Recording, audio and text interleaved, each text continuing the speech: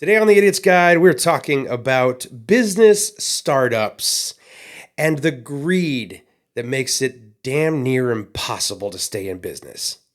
And on this week's Today Old Life Hack, yeah, we're still doing that, Joe. I'm sorry. All right. I'm sorry, not sorry, actually. Have you ever fumbled through your pile of keys wishing you could just find the right key the first time? Yeah, I know. I've been there.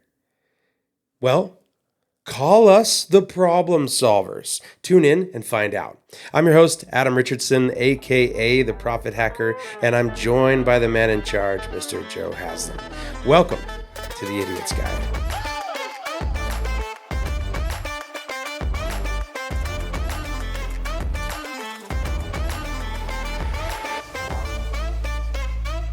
Well, our channel isn't just about content, it's about connections. Isn't that wholesome? It sounds wholesome. I mean, honestly. By subscribing, you're joining a community of like-minded individuals who share your interests and passions. Let's grow together and forge meaningful connections along the way. Hit that subscribe button today. Now, if I was to be honest, I have kind of tried to be self-employed for a number of years. And honestly, our working relationship and how I work for you, yes, you are the man in charge. And it's been really advantageous because I don't have to particularly look at the damage that the industry does to businesses that are trying to start up. I don't have to do remotely that. And a lot of it, like even if I was out, if I am out on my own, what I do professionally doesn't really require too much. It doesn't even require a brick and mortar. I can do most everything, even now that I do, in a coffee shop with my laptop. So, there's some advantages to being a consultant, but not everybody has that opportunity. Not everybody is looking for that when they're trying to start up a business. And I think the problem with that is that, when you look at just the absolutely insane amount it takes to start a company, even a freelance company, like the average, if you're looking at an averages, that kind of thing, is still outrageous. It's still, somewhere in the ballpark of $3,000 to $5,000 just for you as an individual. And that's licensing. That's not having employees. There's no brick and mortar. Just to have a decent laptop for you to get started, like that, and that's hard to do. So I think the problem that I run into is, I was talking to you the other day about just like the frustrations about this looks like it's going to be, in order to open my doors for whatever it is a mountain I have to climb. And the industry has set that against you. Yeah, it's called barriers to entry. So you learn about this when you go through certain college classes where they talk about entrepreneurship or anything like that. Yeah. And so it's not just, and I say it's somewhat because there are other barriers to entry, but the cost is a major factor. And so you think about, okay, so if I want to start a business, I need to keep my books. Okay. Now my stuff's, when I'm looking at this, I'm financially thinking. So that's why the books are the first thing I'm thinking. Right. But you got to keep your books. Okay. You go with the cheapest option. Let's say QuickBooks. Well, QuickBooks is $70 a month. I'm going to do that ledger thing that my parents had when I was growing up. That's just this long, legal folder, and they just go line by line, handwriting everything. That sounds absolutely miserable and terrible. And, then you have to actually know what you're doing. That's true. That's where I go wrong right there. I shouldn't have even thought about, I don't even know where to purchase that. So, that at this point, I quit. You can get them at Office Depot. I actually have one. I give up. It already sounds hard. But no, that's what it is you've got, and even that you have to go out and, spend $20 on that. And then you've got to find filler paper and all that stuff that goes along with those, even if you're doing it manually. And if you do it wrong, you do it massively wrong. Yeah. And then you go to get your taxes done, which is, it can cost you anywhere from maybe $300 to upwards of $4, $5, $6,000, depending on the size of your business, depending on the accountant that you work with. And so now you're adding up a lot of those costs, and that's just the financial side. Yeah. Then you start looking at subscriptions. Okay, so I need to customer managers, CRM. That CRM, and this is what you were complaining about. If you're, an individual, small, you're doing this for. It wasn't a CRM, but it was a subscription for something. Yeah. For an individual, it's like $10, but then for a small business, it's $100. Yeah. With no added features. Well, yeah, no added features, no changes to it, and then it's individualized. So each one, you're like just as a host, it's $100, and then any other person besides you that's added to it is like $25 retainer to it. So you're like, this can add up. Like you have 5 employees and you're over $250.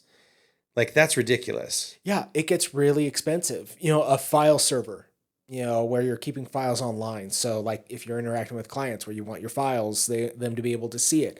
If you're, say, a graphic designer or something, a project management program where your clients can see the images you've created. Yeah. All of these things, I mean, it adds up.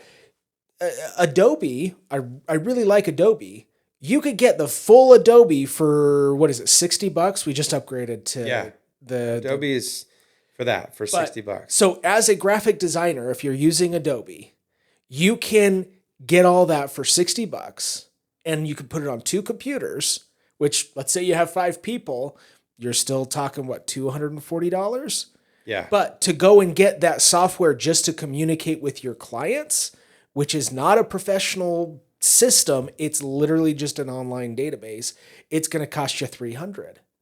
The professional software is cheaper than the basic stuff. Right. There are a lot of these things where you're running into these barriers that prevent you from being able to do it. And it's because of the greed of the individuals that start these programs. And it's not necessarily even them, because a lot of these online softwares, they're going out and they're valuing themselves at $20 million, and they're getting IPOs, and they're getting Shark Tank money and all this stuff, which is really expensive. And so they have to recoup all that. Yeah. Their company's not worth $20 million. It's maybe worth 20,000. Maybe. But they hype it up so that they get all of this startup money. And then that cost is being transferred to the people using those softwares. And it's just corporate greed. Yeah. Now, I am a firm believer in capitalism. I love capitalism. It is, in my opinion, the best market system there is. Bar none. It's not the best market system we have. It's the best market system there is, because it allows the producers and consumers to come together on an equilibrium price. And I agree with you. Capitalism at its core is the literally the heartbeat of how entrepreneurship and the business industry in our nation works, in the world, how it works. However, when it's abused by powers, it turns from capitalist to greed. Yeah, and there are 2 forms of capitalism that I like to refer to. There is responsible capitalism, and then there is greedy capitalism. Greedy capitalism is when they're looking at themselves first. They're looking at a product to make a profit. Well, and I think one of the, I'm going to quote somebody that probably some people would argue against this, but I've studied him for a number of years, but his name is Robert Kiyosaki. Don't quote him. It's not actually a quote from him, but he wrote a book called Capitalist Manifesto. And he's definitely gone pretty extreme in a lot of the cases. However, That's an understatement, when you talk in my about opinion. this idea of or capitalist exploitation that results in your own individual greed, I think one of the things that he's done really, really well as a capitalist is diversify. So it's not just like, I'm going to find one good thing and I'm going to drive this so high up in price that it is the only reason why I make so much money, instead of diversifying and making sure that you have multiple streams. No, And in my opinion, he is the definition of greedy capitalist because he turns around and he convinces guys like you that he's a good businessman, that he can do all this great stuff, when in reality, he can't. all right. There was an expose. He did a TV show or something, saying that he could take, with, I think it was $100, he could turn around and rebuild his whole business. No, that's Grant Cardone. Okay. That guy is Okay, a yeah. Grant walking Cardone is, dirtbag. yeah. Kiyosaki, he I is, shouldn't say that, but Kiyosaki's Rich Dad Poor Dad cash flow business, his production of wealthy individuals, I far exceeds Grant Cardone. he is in the same boat though, Okay. of he is a marketing genius, Yes. not a business genius. And there's a big difference there, Yeah. because a marketing genius can sell you sand in the Sahara Desert. That doesn't make him a good businessman. True. And that would be the definition of greedy capitalism. They are looking at increasing their own profits without thinking about the consumer. In a true capitalist market, what you're looking for is to produce a product that benefits the consumer. Okay. And so whatever that may be, it could be making them emotionally happier, like doing plush toys. It could make them more efficient in their business. It could provide a service. Instead of using a paper ledger book, you have an electronic version of it. Yeah. Okay.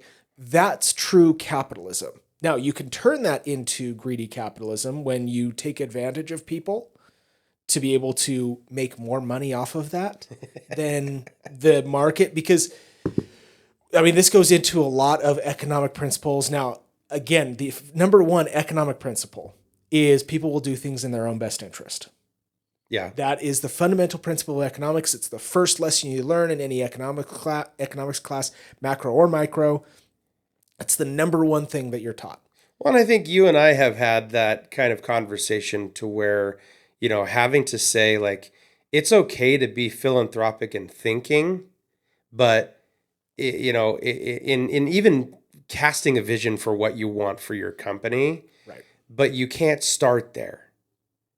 Right. You have to look at, I mean, it's a capitalist. Well, the industry won't Market. let you. Right. You have to have the capital in order to be philanthropic about what you do. Right. But a true capitalist economy looks for the benefit of the consumer. And then the consumer decides whether they want to buy that product. True. Whereas in greedy capitalism, they are looking at their own bottom line. So we hear this all the time. My number one focus is my shareholders. That's the wrong focus, Right. because you're looking at increasing your own profits without providing that benefit to the consumers. And the problem with that is it's a short-term outlook, Okay. because you're going to price yourself out to the point where they're not going to be able to buy your product. Look at where we are right now in our economy with the massive inflation that we're dealing with. Okay. If you want to buy a cell phone, you've got to shell out $2,000 for the newest iPhone, which comes out every year, which is no different from the prior iPhone.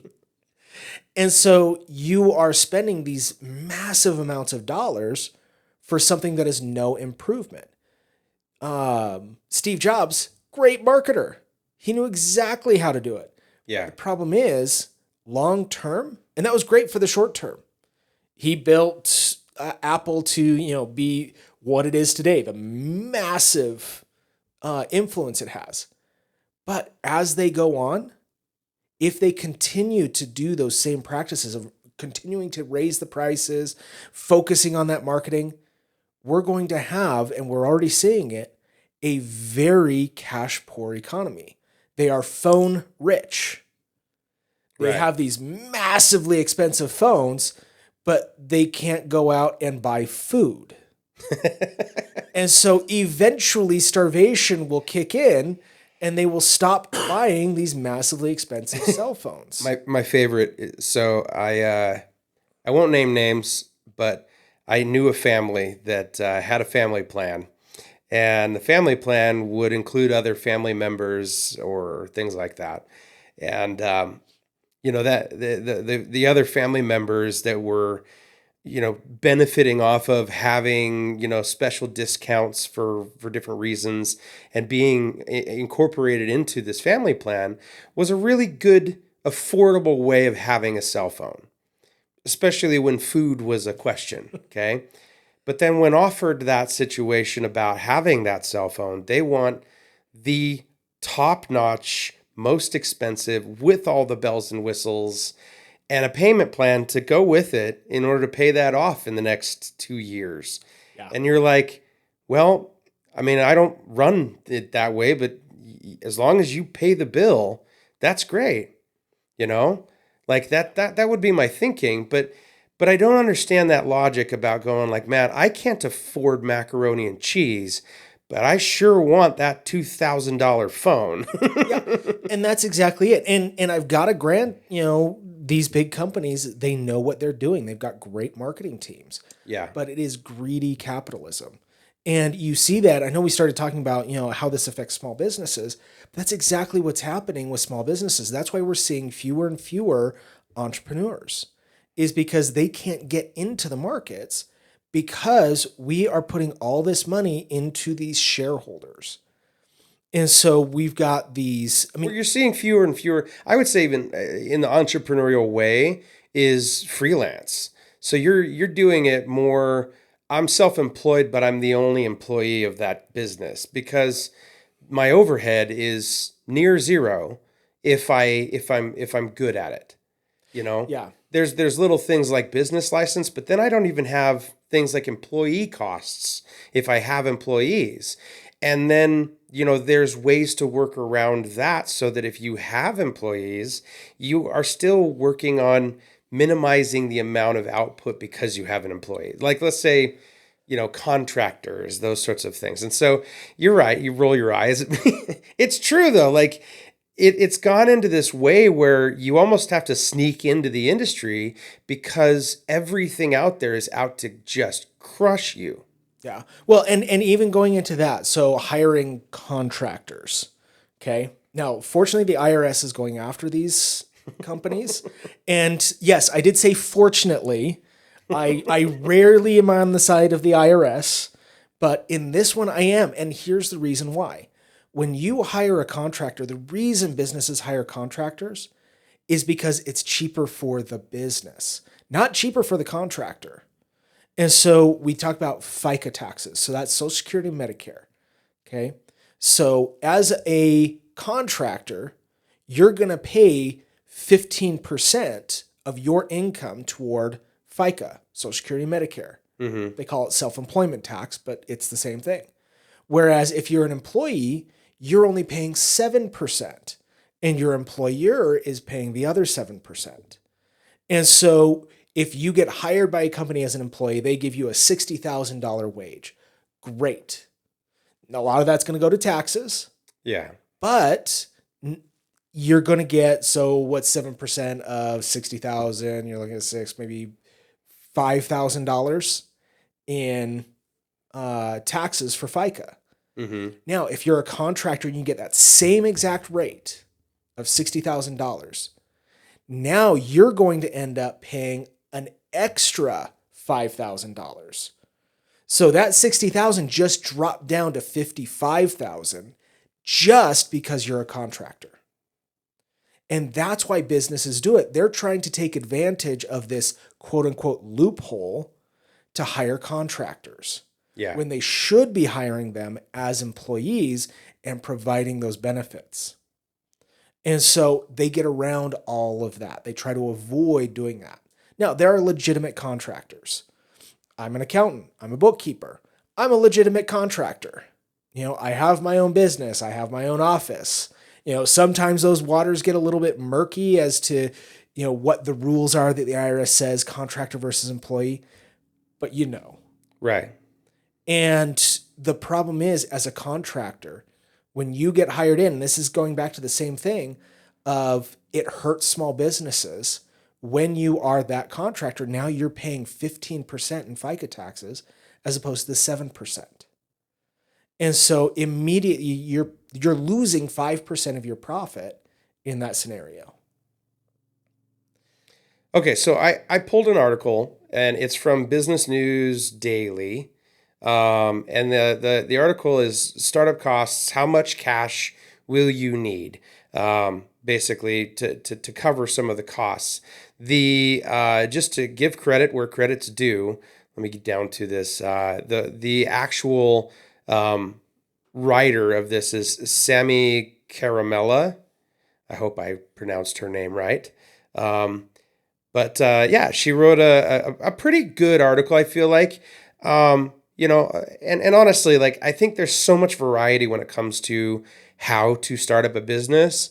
This is going to kind of broad swing across a lot of it, but I think it leans heavy on the idea that you have a startup that probably is going to be a brick and mortar going into having like 5 employees, kind of a thing. Okay. So you have plush toys, you have a gift shop you're going to open up. Okay. Well, you got to get that location. You're going to have some staff that you're going to need to run that place. You're going to need toilet paper for the bathroom.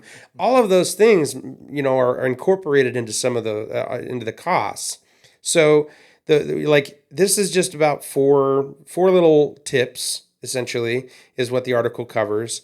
And it really just kind of unpacks some good steps to just brace yourself so that you're a little bit more mentally prepared for these costs. Because it's not just the softwares that we talk about. Like, needing a CRM is important when you're talking about sales management and the development, marketing expenses, anything to do with like social media influence, which is basically the bread and butter of getting in front of people nowadays. You have all of that, and anything to manage it has a cost tied to it. Not only that, yeah.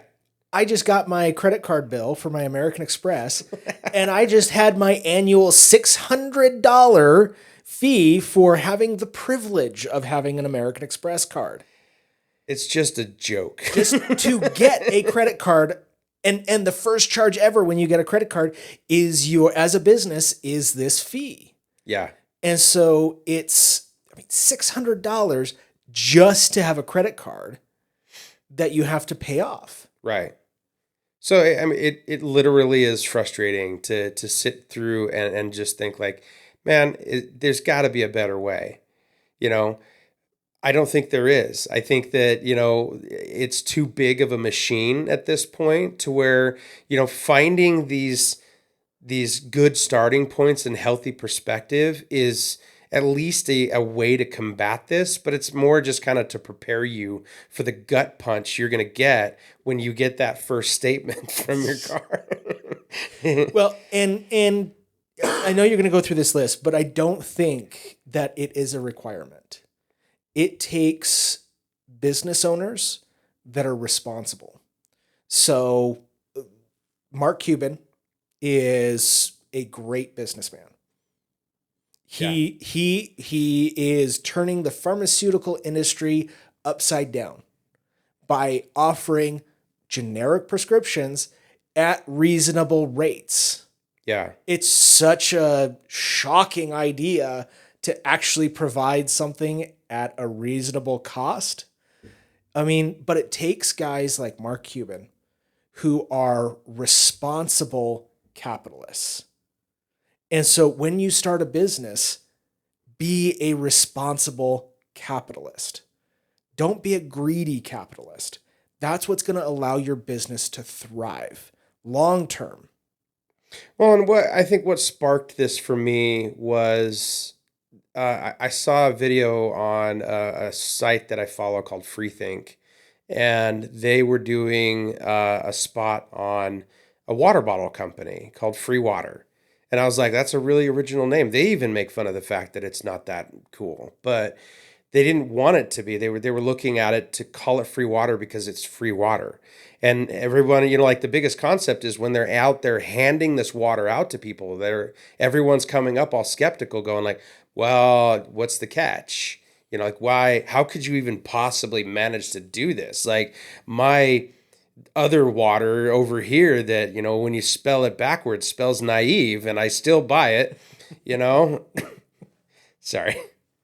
But like, and I walk around with this billboard bottle in my hand, showing off the company and showing off how naive I am. But, like, everyone kind of gets in line with that. You want a better water bottle than just tap water in a bottle, you're going to pay extra. And it's really just fancier tap water. But like, they basically, this company took that concept and said, well, I don't need to have but maybe a little mark on there that says what this company is that's doing this. I'm going to make it out of infinitely recyclable material, which is an aluminum bottle instead of a plastic bottle. Plastic, I don't know if you guys know this or not. You have a lifetime of that. It'll get thinner and thinner and thinner to the point where it's burned up into the atmosphere, destroys our ecosystem, and contributes to a lot of other worse things. So use aluminum. So they did. Okay.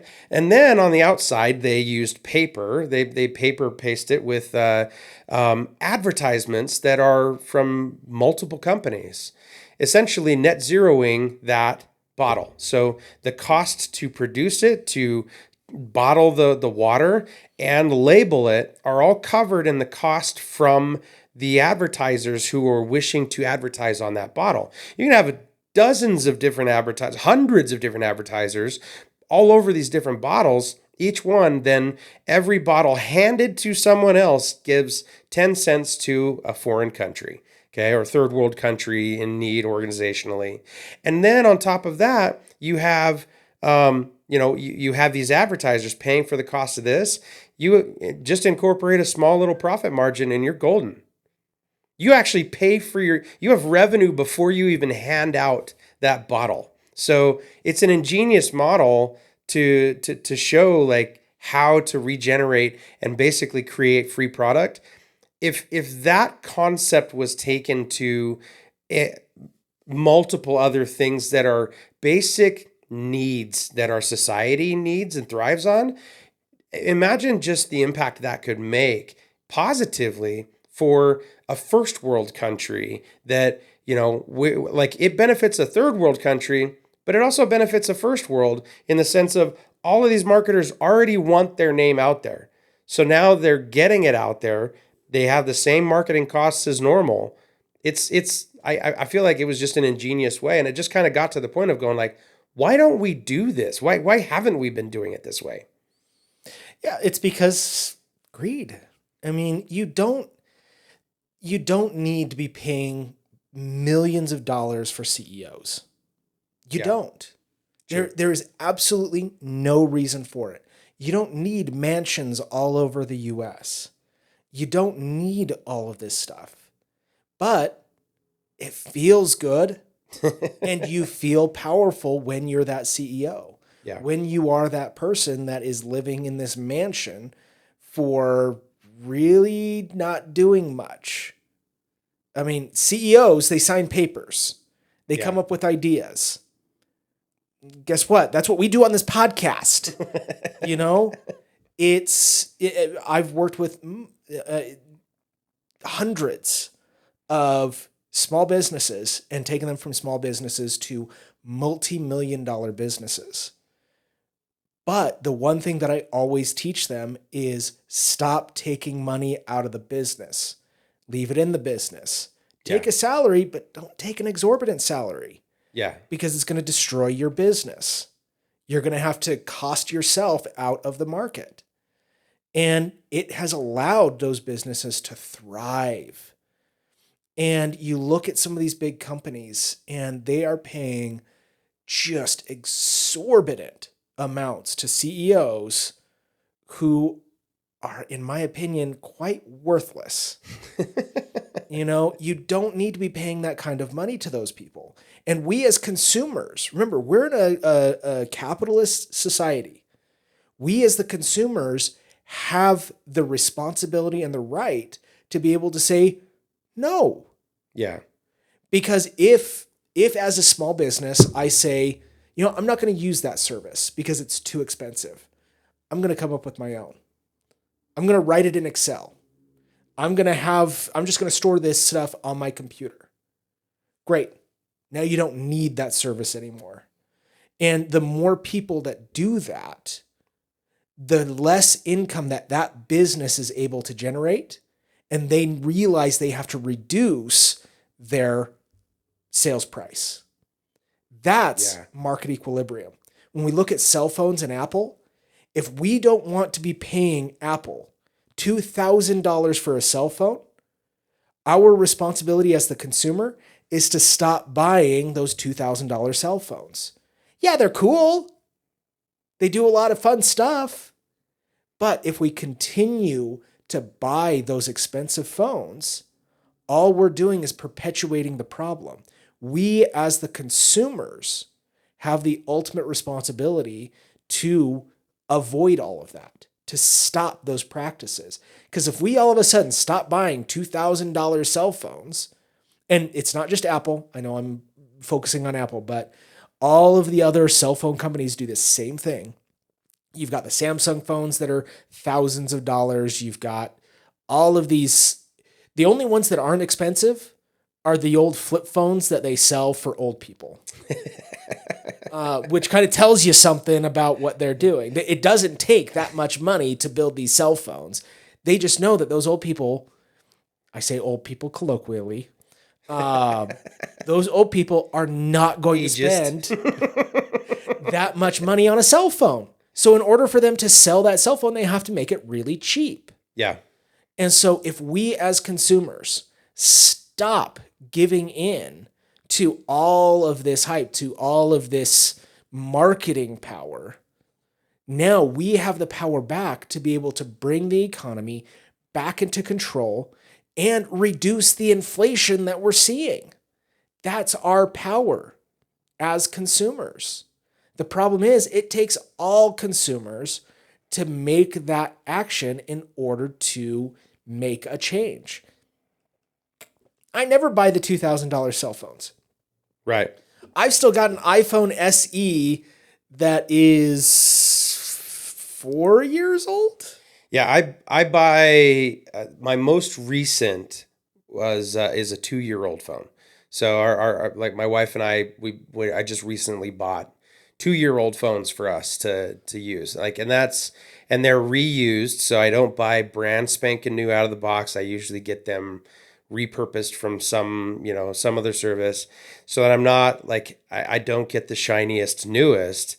And it also keeps me away from having a payment plan on a phone. I feel like that is the stupidest thing to do. Well, that's how they're able to sell those $2,000 phones. Oh yeah, that's why we have mortgages the way that we do. So the reason the reason it costs $600,000 to buy a home is not because it costs $600,000 to build the home. Right. It's because that price of that home is built into that monthly payment that you're doing. And so based on the interest rates, based on your ability to pay, that's defining that home's price. And so again, if we got rid of that 30-year mortgage, home prices would plummet. It's because we've all moved over to this subscription model of home ownership or subscription model of phone ownership that's allowed these prices to just skyrocket. And that is inflation. We have caused our own inflation problems as consumers. And these businesses have taken advantage of that. Yeah. That greed, they know they can do that. And so they are taking advantage of it. So I want to give at least a little perspective as far as startup costs. I think that, you can start a business for as little as $100. Creatively, don't stay in that lane. honestly, if it's a successful idea, you should see some decent growth.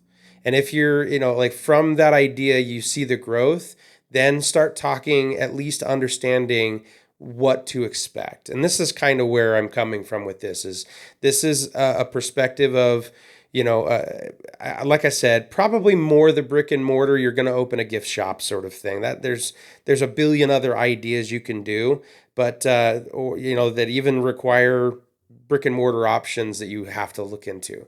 So the first one is start small. Don't go crazy. If you have an idea, you and I talked about a business idea the other day, and my recommendation was to really run a test batch. Do it where the cost for that test isn't really going to incur anything. Maybe some minimal marketing tests to see what the market's going to gravitate to. But a lot of that more often is conversation so that you can generate the kind of referrals that would be that test. Now, if you talk about your time is money, then obviously there's still a cost incurred with that, no matter what way you look at it. But there are some kinds of costs that are better than others. That's the second part of this. Number two is understand what types of costs you'll have. You have costs that are one-time costs. You have to buy a refrigerator for the break room, but and then you have ongoing costs. You have rent for a location. You have different, memberships to different services like a CRM, whatever it is. And so those are understanding what kind of things they are. It kind of goes for the costs that you'll incur immediately, kind of planning for that. The second part, there's a couple actually, but there's essential versus optional costs. So those are like, essential obviously is like rent for that, or growth or development reasons. It's an essential need. I wouldn't say rent is there. Rent is more an ongoing, but rent is or like, but essential costs are things that you go like, man, I really need to have a website designed. Okay. Now you can control how much that cost is. You can get a $20,000 website, or you can get a website company host and do it yourself. And because you are on the website host service, they offer training for you on there to do it yourself. So if you're on that tight of a budget, it's absolutely doable. Okay. And they're compelling websites at this point. Like now, promoting that's an ongoing cost.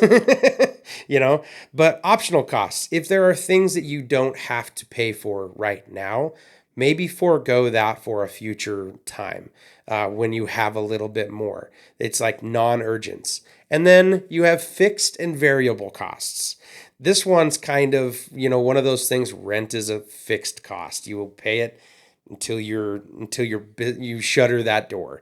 You have variable costs where, the cost of goods in particular things, paper costs for printing, like just random things that are, based on the economy, society.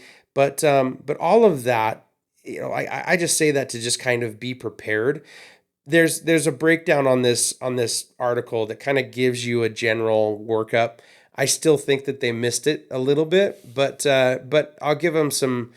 Here's the idea with 5 employees. Okay, rent, coworker space, membership, whatever, $2,700. Okay, you're gonna have a decent website design and hosting, $2,000. Okay, hosting is not usually $2,000 a month, but the upfront design can run you even much more than that if you really truly want something. Payroll, that's the big punch. 5 employees with about $35,000 salaries. Okay. That's $175,000. Okay. Now, math guy across from me here is doing the math and going, yeah, if you just add 5 times 35,000, sure. There's a lot more than that added into there. So if you're not considering the costs of having 5 employees, that's kind of where I saw the hole. I was like, it's not $175,000. An employee at 35,000, what would that be, Joe? So I always add an extra 20%. Okay. So because you've got benefits, Yep. you've got your portion of FICA taxes, which is immediately 7.5%. So even if you don't count anything else, increase it by 7.5% guaranteed. You've got unemployment insurance, and then some states have disability insurance. So Yeah. California and Washington, trying to think of something, Colorado have like family and medical leave payments where the employer is required to put some money into this. California has a state disability program. And so there are extra costs. So you always want to estimate at least 20% more. So if you've got an employee for $35,000 a year, you're going to have to increase that by $7,000. That's an actual $42,000 cost for that employee. So if you're looking at 5, you're looking, what is that, 210,000? Yeah. For 5 employees, not 175 or whatever. I knew you would math gooder than this report does. So, no, I saw that when I saw the payroll, I was like, that's not the total. That's not all of it. Common mistake, very common mistake. So advertising, promotion, that kind of stuff. It says 5,000. That's really, in my opinion, low. Usually that could be a budget for almost monthly, but startup, maybe that's the dime you're at. Is that 5,000 a year? This is just to start up, like estimated costs. So I'm looking at this, possibly looking at, some kind of, I don't know. So maybe that's the math that they're doing, is this is an immediate, like, today, this is the cost today. But even then, even the payroll is still going to be a little bit more. It might not be annualized, so you're not looking at it being over $200,000 immediately, but probably close, because you're still paying the 7% every time you pay them. Yeah. So, okay, so total basic office supplies, papers, pens, etc., $80. That's low. That's maybe a ream. That's maybe a couple reams of paper. Chair. One thing of toner in the printer. I don't think that would even cover one thing. Right? I was going to say, if like, it's an inkjet, it's definitely not covering the ink. It might cover toner. Oh man. So annualized, it's 184,830. I would probably bump that easily to about 220,000. Oh, I think even more than, if you've got 5 employees and a brick and mortar, you're probably looking at 400 at least. 400. Okay. That's fair. And honestly, like, that's part of, I looked at the article. I felt like it was good to at least set some clear.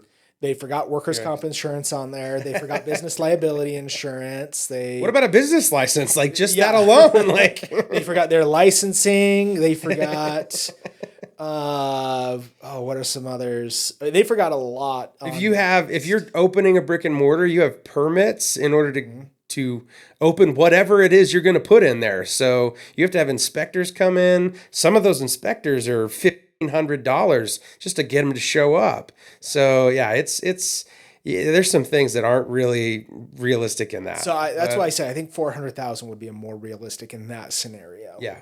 And I think that's a pretty good estimate. So you're looking about $80,000 per employee to start a business.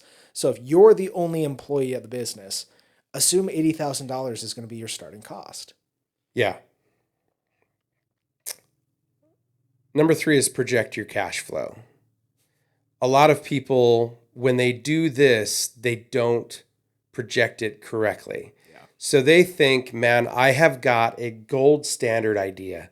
It is the best on earth. No one else is doing what I'm doing. And I know that tomorrow I'm going to make $1 million. And you're like, nope. No, most businesses fail. Almost, I think like the rate's like 90% of businesses fail in the first 5 years. Common misconception.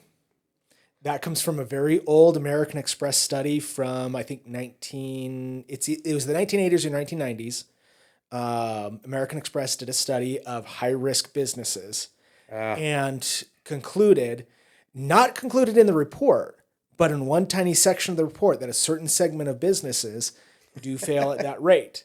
But it was hyped up in the news articles that 90% of businesses fail. No, that is not correct. Well, then I stand corrected, except for the fact that I'm not surprised it was American Express with their fees. Yeah, exactly. That's the reason why they failed. But that's where that common misconception comes from, is from this old American Express report. I don't know if we'll be able to find it because, like I said, it is old, but it's become so common in our world that we think that's the case. It isn't. The reality is most businesses succeed. Yeah. Are you going to be a millionaire as a business owner? No. But most businesses actually succeed, not fail. Okay. So I think the biggest thing, though, that determining whether or not you feel like you're climbing a mountain or not is having that realistic projection of your cash flow. How much is going in? How much is going out? All those sorts of things. And being that you're starting slow, you're not going to be a millionaire tomorrow. So you need to make sure that, like you said earlier, a best practice with business is anything that's coming in goes into the business. Now, obviously, pay your people, pay yourself, but don't go, man, I'm going to go from, down in the dumps to living this lavish yacht lifestyle when I feel like I've made it, because you're going to hurt your business immediately. And your business may not close its doors statistically, but it's going to struggle even more. It's going to create that mountain that you just got to the top of. You're going to fall right back down the other side of it because you think you've arrived. And anyone who is anyone will say, you put the money that you make back into your business. Take a percentage out for you, but don't take it all. Yeah. I've got a client. I've worked with him for a lot of years. I was thinking maybe we should have him on the podcast. Sure. So he can talk about his experience as a business owner and where he came from. When I first started working with him, he was maybe making $20,000 in net income a year, and he was not taking a salary. So his salary was that $20,000. And over the years that I've worked with him, he's now a multi-million-dollar revenue company. And his net is, I don't think it's quite to the millions yet in net income. Yeah. So like his take home, but he's also now taking a salary. But I told him, you have to keep this business, keep the money in the business. Once he started making a good amount of profit that he could sustain the business and take money out, great. But it took him years to get there. And for a long time, he was living in a little 1-bedroom apartment because that's all he could afford. Yeah. And now he's looking at buying a nice big home. But it's been 8 years to get to that point. He's not buying a mansion. He's buying a nice home. Yeah. And that's the thing. I mean, hopefully 20 years from now, he'll be buying a mansion. Right. He'll build his business and, continue to grow it. And he'll have this nice, massive opportunity.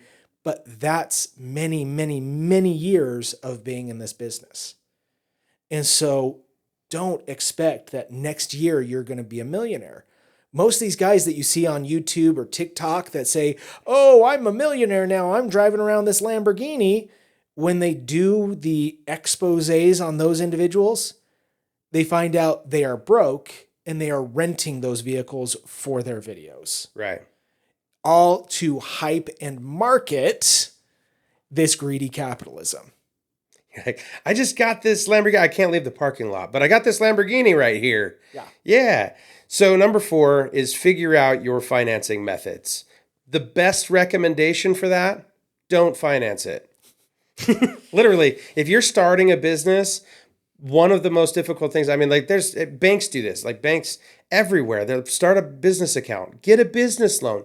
And I'm here and there on that because I hear the other end of it. It's using other people's money kind of a concept.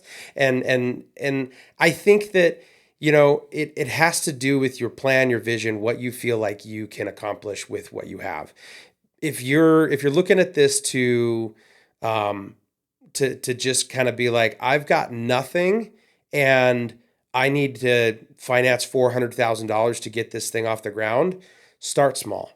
Yeah. Start small, start something where you can test it. And if it has the traction to be able to validate that kind of an amount, if obviously over the years, you have to pay that back. So if you don't feel like it's going to do that, don't jump in being, I need $400,000 for something that I have no idea whether it's going to succeed. Yeah. And you have to be disciplined. You have to be disciplined with that. You have to use that money for your product, and you have to get a significant return on that product in order to be able to pay back that loan. And when that money comes back in, when you sold that product, set it aside to be able to pay the loan back. You know, set all of it aside because you want to grow the business. But a lot of businesses get into the point where they borrow this $400,000 and then they make $800,000 and they waste it all, and now they don't have any money to pay back the loan. Right. And so you have to be smart. You have to be disciplined about how you're using that money. You cannot be frivolous as a business owner. I reference back to those TikTok people that are driving around those Lamborghinis. They are not actually rich business people. Rich business people may have a nice car after 15 years in business and having made it very successful, but they're not buying it the first year they're in business. None of them are. I have a short that we're going to do. We're going to get a fancy car and cruise around. I'm not paying for the rent lot on that. Look, we've made it. All right. I'm too smart a businessman to even pay, $100 in rent on one of those.